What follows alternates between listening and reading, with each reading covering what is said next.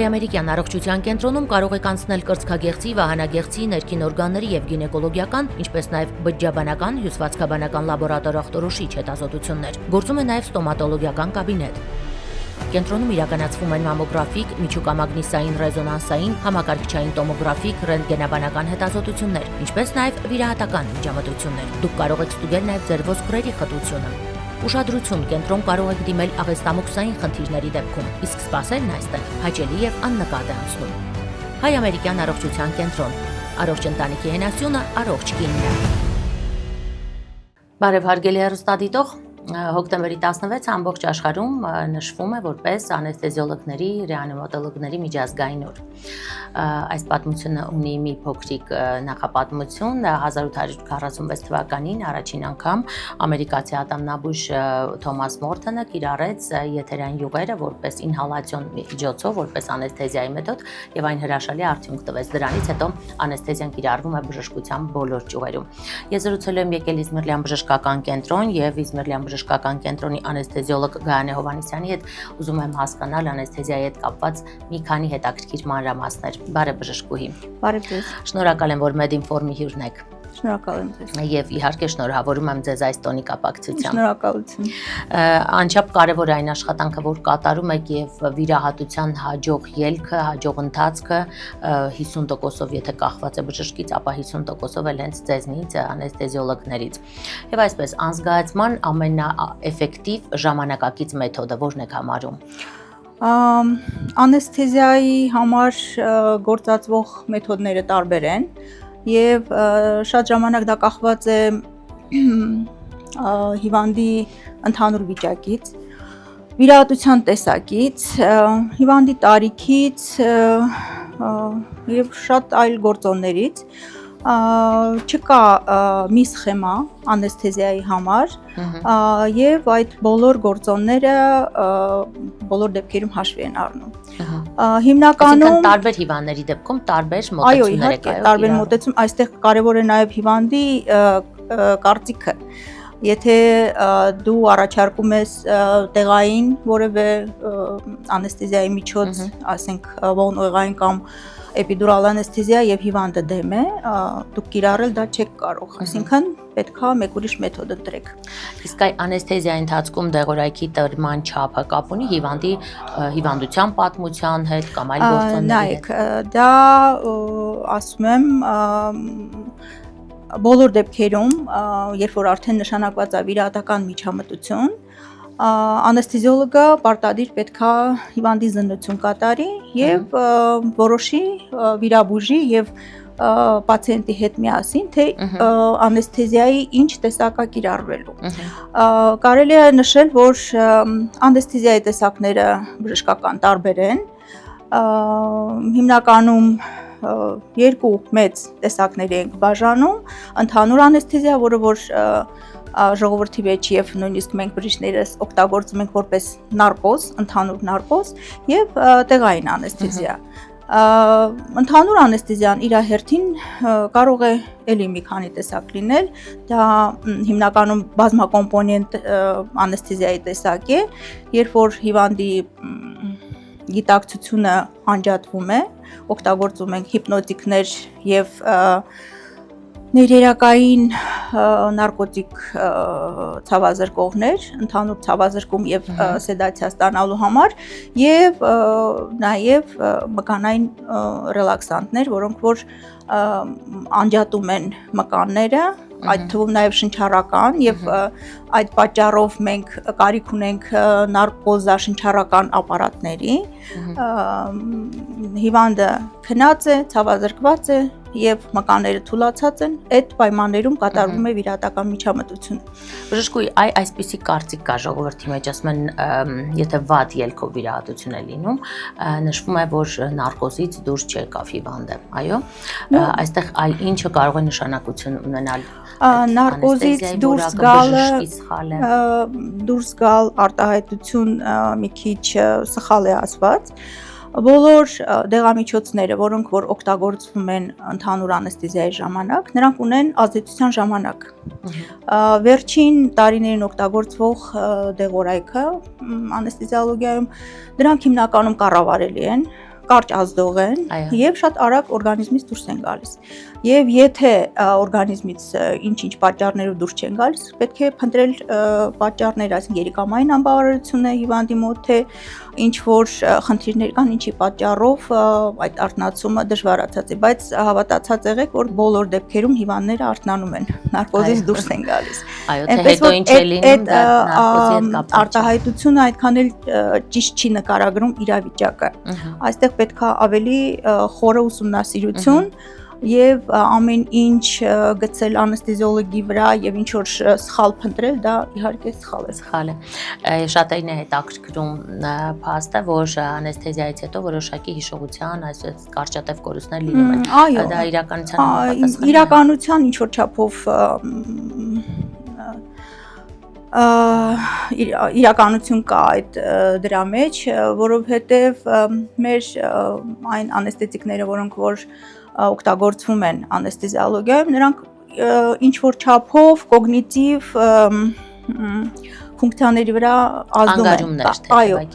կարճատև անեստետիկները հիմնականում ռետրոգրադ,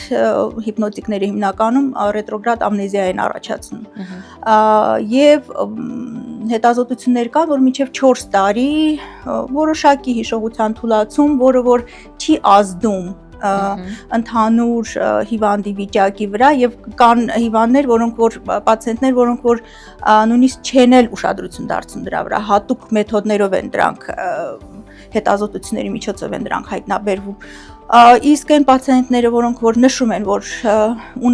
ունեցել են ընդհանուր անեստեզիայից հետո որոշակի ուշադրության, կենտրոնացման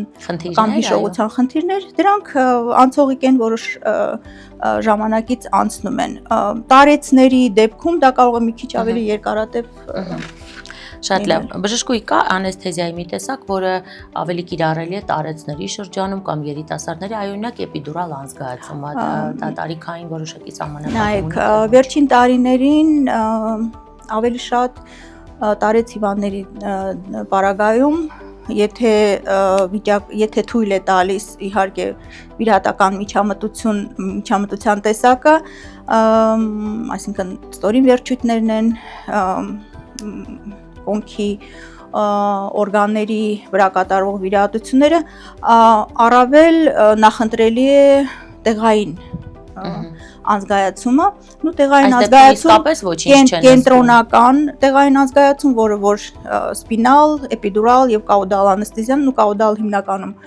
երեխաների մոտ, սպինալ եւ էպիդուրալ եւ վերջին տարիներին հատկապես օգտագործում են հաղորդչական նյարդերի բլոկներն օգտագործում, որը որ առավել նախընտրելի է հենց տարեցների մոտ, որովհետև ճնշման անկում, որը որ հնարավոր է ասենք սպինալ անեստեզիայի ժամանակ չի լինում, տարբեր հիվանդությունների ժամանակ, երիկամների կամ սրտային անբավարարության ժամանակ հիմնականում կիրառելի է եւ նախընտրելի է։ Դեռ տարիներին հիմնականում նախընտրում ենք տեղային։ Այո, իսկ էպիդուրալի մասին ինչ կասեք, արդյոք այն իսկապես այդքան էֆեկտիվ է։ Ելնելով հիվանդի վիճակից եւ վիրահատական միջամտության տեսակից կարելի է նախընտրել։ Իսկ այ ողնուղեղի միջոցով է, այո, այս անեստեզիան։ Անեստետիկը, այո, հենց դրա համար էլ կոչվում է կենտրոնական տեղային անեստեզիա կամ նեյրոաքսիալ անեստեզիա, ինքը հենց ողնուղեղից դուրս եկող նյարդարմատների վրա է ազդում։ Իսկ այ հետո լինում են դեպքեր կամ եթե լինում են, որքան հաճախ են լինում, այդ ազդեցությունը ողնաշարի վրա, չգիտեմ, ողնուղեղի վրա եւ այլն, այսպիսի դեպքեր ամեն դեպքում շրջանառվում են, չէ՞, քայլվածքի վրա ազդեց եւ այլն, ինչ կարծիք ունեք։ Նայեք, բոլոր անեստեզիայի մեթոդները ունեն խիստ մշակված ցուցումներ եւ հակացուցումներ։ Եթե տվյալ միջամտությունը իրականացվել է ցուցումների հիման վրա, բոլոր դեպքերում հնարավոր են որոշակի քանակով բարդություններ, ինչպես ցանկացած այլ բժշկական միջամտություններից հետո, այնպես էլ եւ նարկոզից ընդհանուր եւ տեղային անզգայացման մեթոդներից հետո ինչ որ չափով այո ստատիստիկայով նշված բարդություններ հնարավոր են։ Որպես տարիների փորձ ունեցող պրոֆեսիոնալ բժշկուհի, այլ ոչ անեստեզիայի մեթոդին կտայիք նախընտրությունը, եթե դուք լինեիք վիրահատարանում, բայց ոչ թե բժշկի դերում, այլ պացիենտի վիրահատվողի։ Բոլոր դեպքերում նորից եմ կրկնում, որ նախընտրելի մեթոդ անեստեզիոլոգիայում չկա։ Կա պացիենտ, կա վիրահատական միջամտություն, կա անեստեզիոլոգ, որը որ տիրապետում է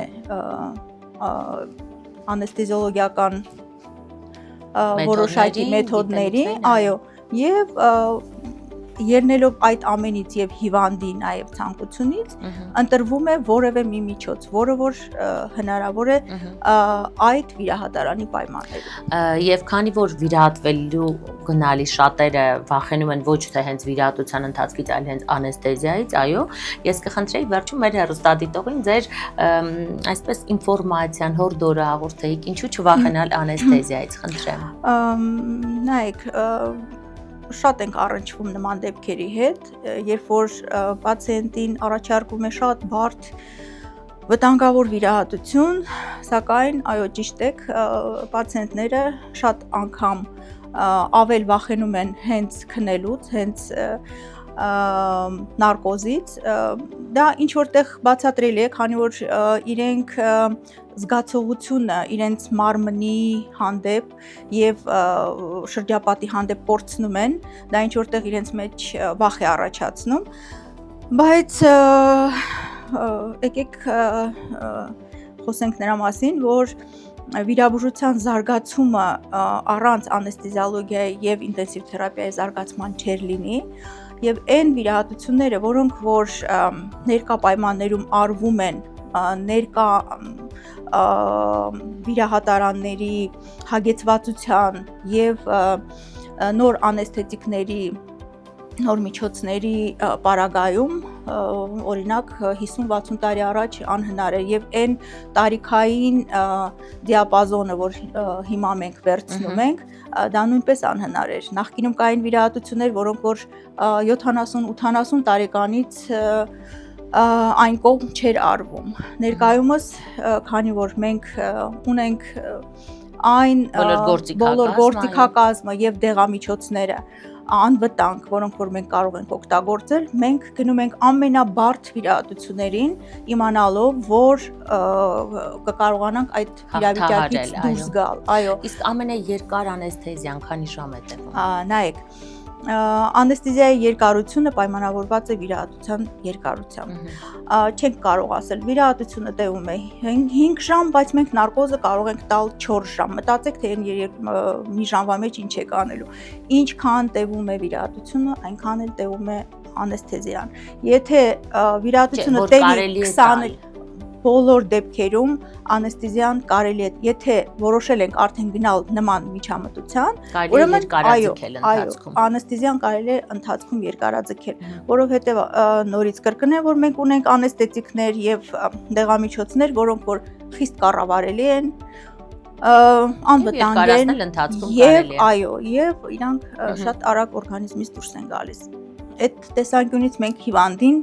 ամենայն դեպս չենք վնասում։ Շնորհակալ եմ բժշկուհի եւ եւս մեկ անգամ ձեր տոնը շնորհավորում եմ։ Շնորհակալություն։ Հարգելի հեռուստադիտող, թե ինչ այսօր հոկտեմբերի 16-ն էր